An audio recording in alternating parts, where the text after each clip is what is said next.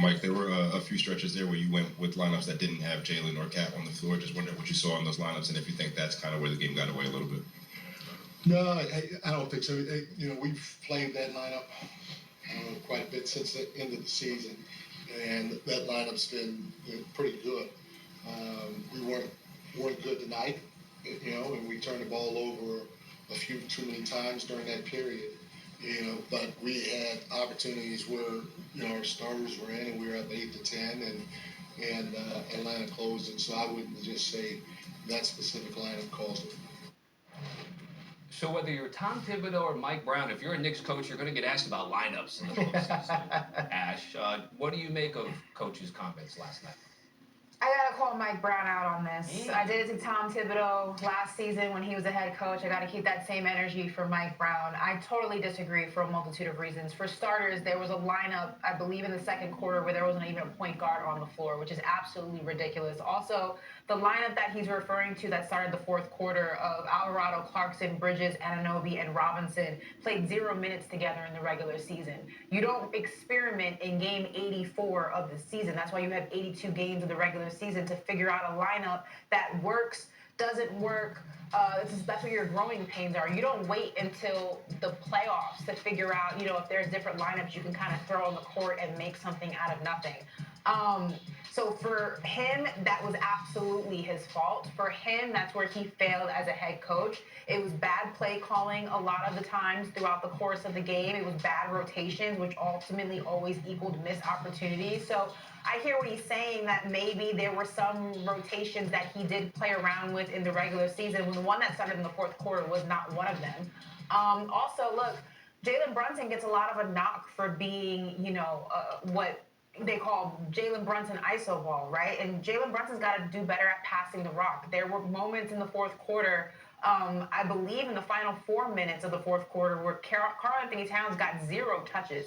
It's absolutely just, that just can't happen. I understand that Jalen Brunson, Captain Clutch, the recipe is there. Most of the time when the ball is in his hand, it's going in the basket. But when you have a situation where your opponent is double teaming you, triple teaming you, Jalen, you got to know when to kick that rock out and pass it to the open man. And it just did not happen. And that's also on Mike Brown for not calling him out on that. So look, the guys on the floor are responsible for what they're doing and how they're executing, but I gotta call a spade, and Mike Brown didn't do his job as the head coach in making sure that the Knicks were in the best situation to win this game from a multitude of different angles. That's on him. Yeah, I agree with that. I do agree with that.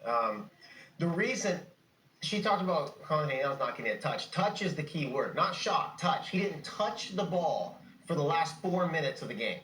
Didn't touch the ball. Pretty inexcusable. The reason that happened is because they weren't putting Towns in screening actions with Brunson. She's talking about Brunson getting double teamed and then he kicks to an outlet and you move forward with your offense that way. Well, if Towns isn't the screener and he's just a floor spacer on the other side, then somebody else, last night it was Josh Hart, is the guy involved in that action. He becomes the natural outlet. He becomes the secondary playmaker off of double teams for Brunson. They did not involve Towns, and that was very strange because he had a huge third quarter. He has a size advantage in this series. He had 14 points in the third quarter. He had momentum going. As to the lineups, Mike Brown is trying to stagger Mitchell Robinson and Karl-Anthony Towns. And in doing that, he is deploying these lineups that Brunson and Towns are not on the floor at the same time. Now, he is correct, technically, down the stretch of the season. What you just said before you continue, you can't get that pick and roll combination of what can make Cat and Brunson so deadly if they're not on the floor at the same time. It just doesn't work. And when they are, Towns is not the guy in the two-man action. Which doesn't work. He's just floor spacing. So if you're not going to use him offensively, he's kind of a defensive detriment. If you're not going to use him, don't have him in the game. But yeah, so that lineup down the stretch was plus 32 after March 1. That's what he's citing.